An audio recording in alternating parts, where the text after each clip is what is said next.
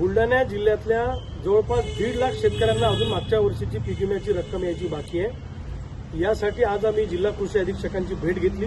जिल्हा कृषी अधीक्षक, संबंधित कंपनीचे अधिकारी आणि कृषी विभागाचे पीक विमा संबंधित जे त्यांच्याकडे टेबल आहे ते सगळ्या अधिकाऱ्यांची आमची आज बैठक झाली।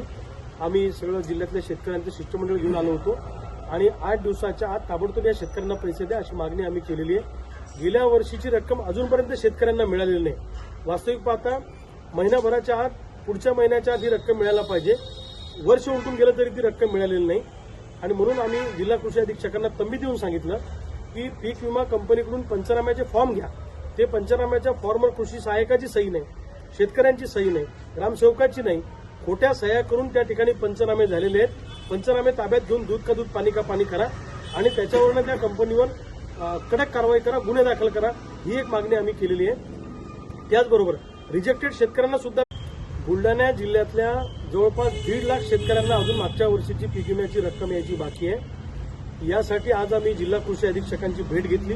जिल्हा कृषी अधीक्षक, संबंधित कंपनीचे अधिकारी आणि कृषी विभागाचे पीक विमा संबंधित जे त्यांच्याकडे टेबल आहे ते सगळ्या अधिकाऱ्यांची आमची आज बैठक झाली। आम्ही सगळं जिल्ह्यातल्या शेतकऱ्यांचं शिष्टमंडळ घेऊन आलो होतो आणि 8 दिवसाच्या आत ताबडतोब या शेतकऱ्यांना पैसे द्या अशी मागणी आम्ही केलेली आहे। गेल्या वर्षीची रक्कम अजूनपर्यंत शेतकऱ्यांना मिळालेली नाही। वास्तविक पाहता महिनाभराच्या आत, पुढच्या महिन्याच्या आत ही रक्कम मिळायला पाहिजे। वर्ष उलटून गेलं तरी ती रक्कम मिळालेली नाही आणि म्हणून आम्ही जिल्हा कृषी अधीक्षकांना तंबी देऊन सांगितलं की पीक विमा कंपनीकडून पंचनाम्याचे फॉर्म घ्या।